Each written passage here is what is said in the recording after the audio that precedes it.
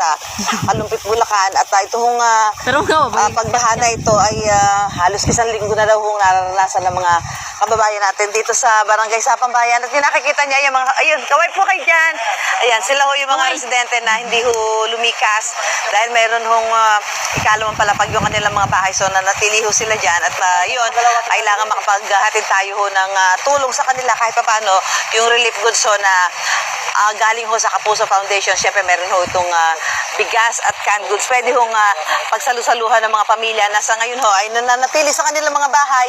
Dito nga po sa Barangay Sapang Bayan sa Kalumpit, Bulacan. Medyo malakas yung ulan.